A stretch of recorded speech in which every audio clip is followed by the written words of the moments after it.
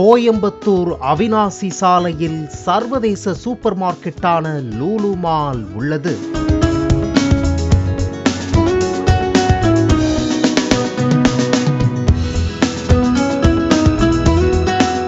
இங்கு மளிகை, காய்கறி, துணிகள், ஃபேன்சி, வீட்டு உபயோக பொருட்கள், சிக்கன், மட்டன், மீன் உள்ளிட்ட பல்வேறு வகையான பொருட்களும் விற்பனை செய்யப்பட்டு வருகின்றது.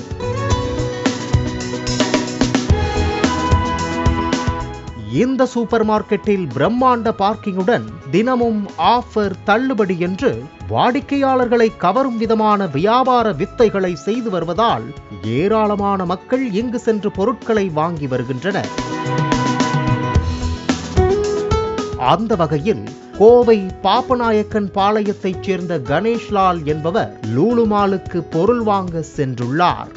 ஞாயிற்றுக்கிழமை என்பதால் 165 ரூபாய் கொடுத்து பாக்கெட்டில் அடைக்கப்பட்ட 3/4 கிலோ கோழி இறைச்சி வாங்கி சென்றுள்ளார்.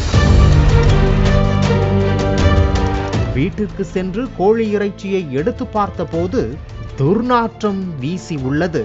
அதனை ஆய்வு செய்த போது கோழி இறைச்சி அழுகி போயிருப்பதைக் கண்டு கணேஷ்லால் நொந்து போனதாகவும், சர்வதேச சூப்பர் மார்க்கெட் என்று நம்பி வாங்கினால் தரமற்ற அழுகிய கோழி இறைச்சியை எப்படி கொடுப்பீர்கள் என்று லூலு மால் சூப்பர் மார்க்கெட்டிற்கு சென்று கேட்டுள்ளார்.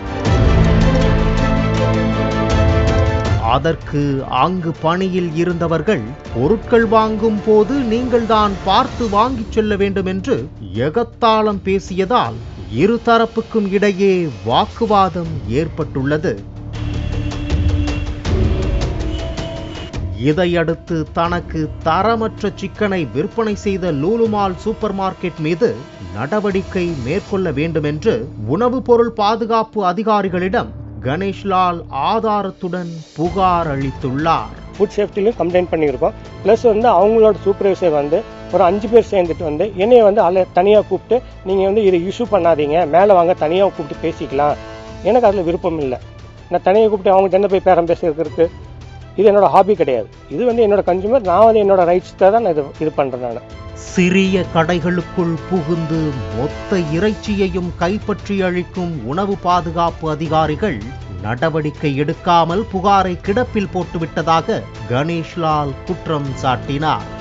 இந்த சம்பவம் குறித்து விளக்கமளித்த லூலு மால் மார்க்கெட்டிங் மேலாளர் நவ்னீத் கூறும் போது, தினமும் அதிகாலை 3 மணிக்கே சிக்கன் வந்துவிடும் என்றும், ஞாயிற்றுக்கிழமை மட்டும் 45 கிலோ சிக்கன் விற்றதாகவும், எவரிடம் இருந்தும் புகார் வராத நிலையில் கணேஷ்லாலுக்கு மட்டும் எப்படியோ அழுகிய சிக்கன் பாக்கெட் சென்றுள்ளது என்றும், அதற்கு பதிலாக வேறு சிக்கன் தருவதாக கூறியும் அவர் உணவு பாதுகாப்பு அதிகாரிகளிடம் புகார் தெரிவித்து விட்டதாகவும், இதனை பெரிதுபடுத்த வேண்டாம் என்றும் கேட்டுக்கொண்டார். பாலிமர் செய்திகளுக்காக கோவை செய்தியாளர் நேசராஜ் மற்றும் வேல்ராஜ்.